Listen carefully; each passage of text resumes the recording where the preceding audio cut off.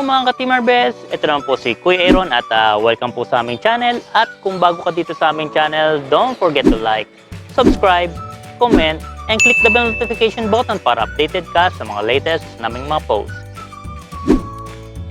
Hello mga ka-Team ArVes! Today is our 8th day ng ating sunflower series kung paano po magtanim ng sunflower sa Paso. At sa mga hindi pa po nakaka-join sa ating giveaway promo ng Team ArVes channel, click nyo lang po yung link na yan para malaman nyo po yung mechanics on how to join sa ating giveaway promo. At ngayong araw na ito, nagpakita na si Haring Araw at mas maganda ang panahon ngayon kaysa kahapon. Kahapon po kasi itong ating mga seedlings ay naulanan at naagapan ko naman na mabasa sila ng husto. Pero hanggang ngayon, kung mapapansin nyo, parang hindi masigla yung ating mga seedlings, no? Ayan, hindi masigla. Ayan, at medyo wet pa yung mga dahon nila, oh. Medyo basa pa. At kanina nakita ko may araw na eh. At para matuyo yung ating mga seedlings at maging dry sila. Okay, para hindi sila atakihin ng fungus. At maaaring bukas ay mag-start na tayong mamili. Or sa day 10, mamimili na tayo kung sino yung i-retain natin dito sa tatlo. Sa paso na to, isa lang ang ating palalaguin.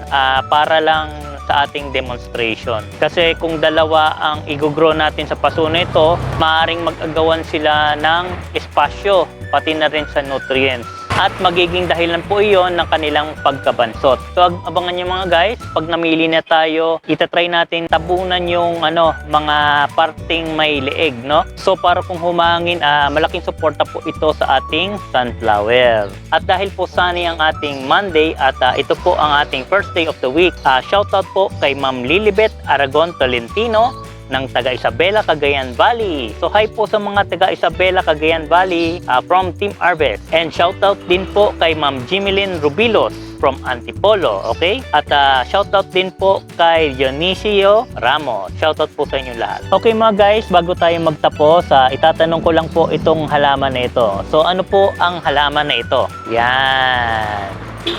Yang malago na yan, okay? Na nasa taas ng sunflower. Ano po ang halaman na yan? Pakilagay lang po sa comment section para malaman ko po na napanood nyo po yung ating vlog. So mga guys, kita-kits ulit po tayo bukas and hope to see you on our next vlog.